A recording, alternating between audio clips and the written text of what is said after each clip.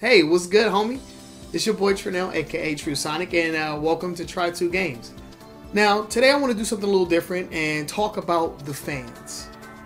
Now, obviously, I'm not talking about fans of my own because I don't have any.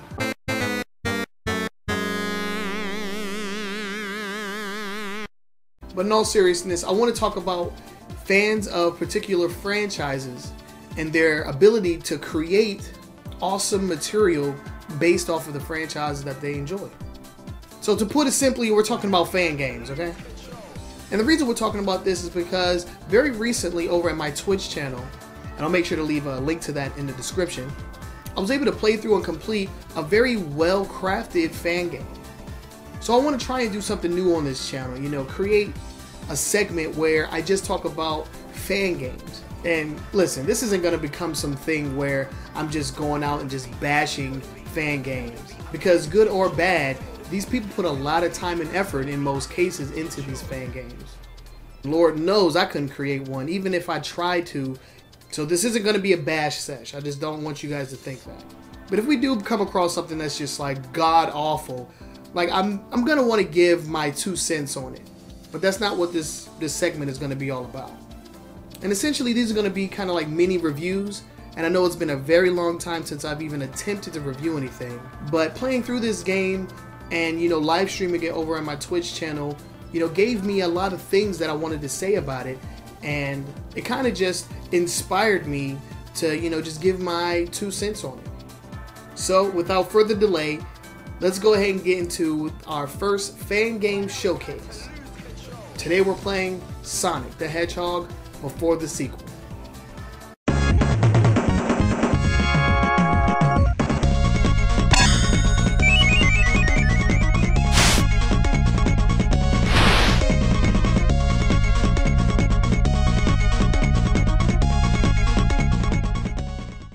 Alright, so before we get started, there's a couple of things I want to get out of the way. Mainly that this is a fan game that is not a ROM hack. ROM hack is a very popular type of fan game that you may be familiar with, and this is not it. Now I'll go deeper into ROM hacks when I actually decide to review one, but for right now just know that this is not a ROM hack. Alright, second thing you need to know is that this game was made by this guy, LakeFeperd,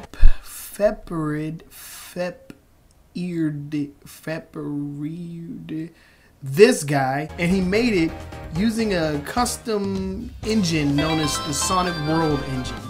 And now I'm not going to get into all the details on exactly what that is, just know that it is specifically made for making 2D Sonic games, and that's all you need to know. Alright, so the version that I have here is the Sage 2012 release. Sage is short for Sonic Amateur Game Expo, and it's basically an annual event where a lot of hackers and fan game makers get together and they showcase their projects to the public. And I'll go deeper into that at a later date as well. But now that we got all that out of the way, let's go ahead and jump into that plot. Alright, finally, here we go. Sonic Before the Sequel. It takes place before the sequel, meaning that it takes place after the events of Sonic 1.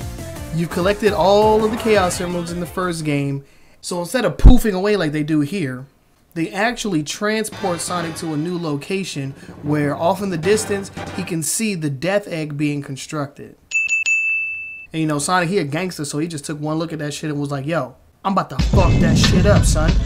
And then he's off. He's going to go do that.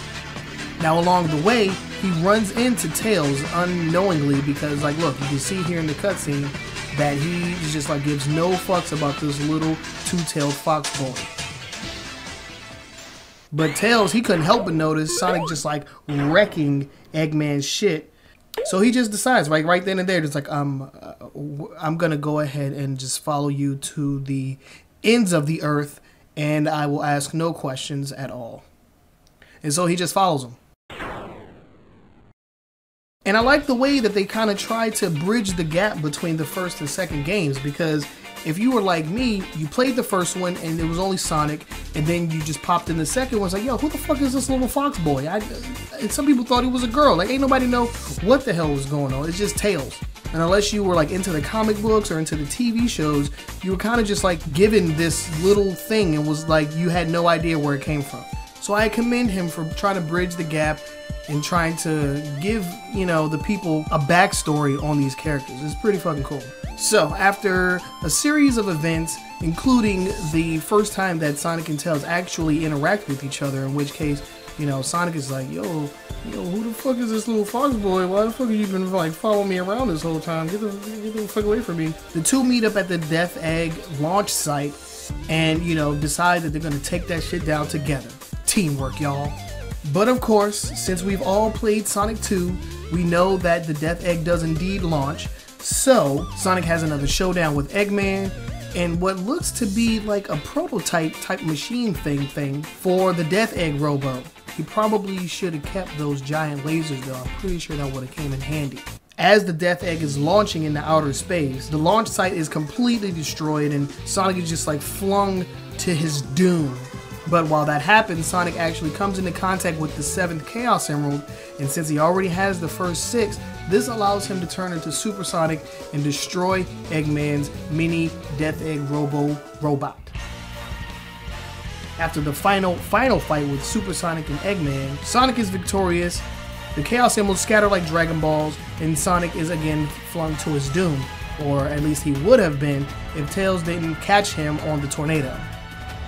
But since the tornado is low on fuel, the two land at the Emerald Hill Zone, and that's where Sonic 2 comes into play. Now I gotta hand it to the writers of this fan game. Like I said before, they do a really good job at bridging the gap between the first and second game, giving you a lot of different story elements that you probably wouldn't have known about unless you read the comic books or watched the TV show. So this was very refreshing for me.